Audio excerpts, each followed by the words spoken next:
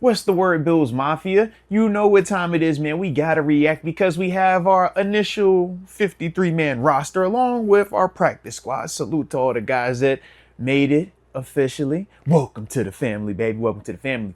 But it wasn't a ton of surprises, man. So obviously, man, I did have a couple, man, a couple players, man, that I wanted to kind of react to and get your thoughts on as well. But you already know the drill. Hit that like button one time for the culture on the front end of this thing, and subscribe if you are new to the channel. As you can see, man, we're having a blast and getting ready for a exciting season, man. Preseason was kind of cool, man. Obviously, you know, a little mixed bag of results, but we got out of there healthy-ish. If only Matt could have made it, man. If only.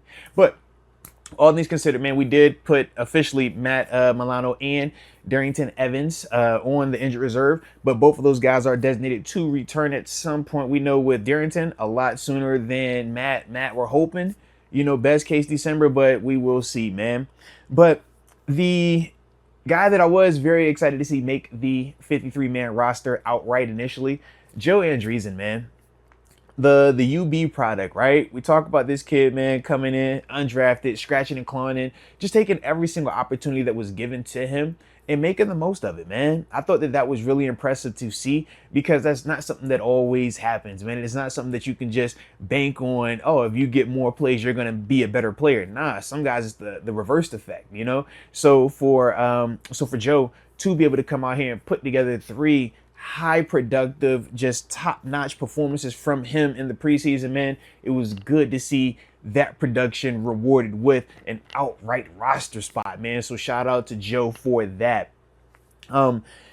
Outside of that, man, like I said, we could talk about, you know, a little position battle here or there, but it wasn't this big surprise cut, you know. I mean, or big surprise guy making the roster. Now we had a couple surprise cuts. Now we'll talk about that. All right.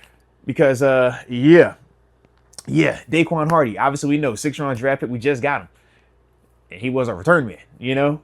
Yeah, so for him to get released, obviously was a little bit surprising. We know we brought in a guy, you know, that's going to be able to do some of that stuff to offset the return element that we're losing. But I was just a little bit surprised with that one, number one, because Daquan was just a 6th-round draft pick. And like I said, man, because he was the return man throughout the preseason.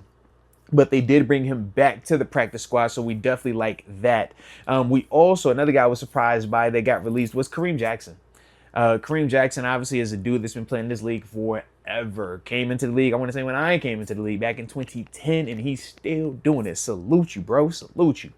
But I thought with his veteran experience, I thought with some of the production that we saw from him this preseason as well, and along with the youth and just lack of robust experience at the safety position with the departure of Jordan Poyer and Micah Hyde, I just thought that Kareem would be a guy that would make it outright. But due to the new 16-man practice squad rules, it does allow, you know, the Bills to keep a guy like Kareem Jackson on the P squad, man, and still have that guy in the building, still have him being a part of the practice reps and things like that. And you never know, injuries happen, he'll get bumped up, and we might need him, man.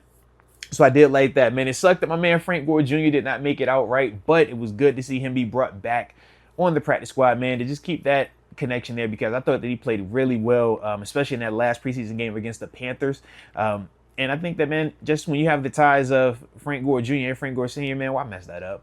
Bring that in here, man. Keep it here, man. It's a rare thing, man, and the fact that we got a chance to experience it, man, let's embrace it. Now, I didn't like the fact that both of my number one, my Ben DiNucci, my JMU quarterback, didn't make the roster. But then I also was a little bit surprised that Anthony Brown didn't as well because I thought that he played well in the preseason and that final opportunity, along with jumping on the moving train, so to speak, right? But the thing that I do feel is they got better at the position. We know Mitch Trubisky, he went down with the injury in that Steelers game. Looks like he's not going to be out for a ton of time because otherwise you don't release both of those quarterbacks and only sign one other new quarterback. No, that wouldn't be the case, right?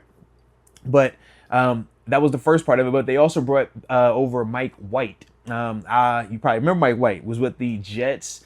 Was that 2 years ago? I think Matt Milano when he crushed him. Yeah, like 20, 30-yard line. Yeah. It was Thursday night game, I want to say, or a primetime game. But yeah. Matt absolutely destroyed the homie. Shout out.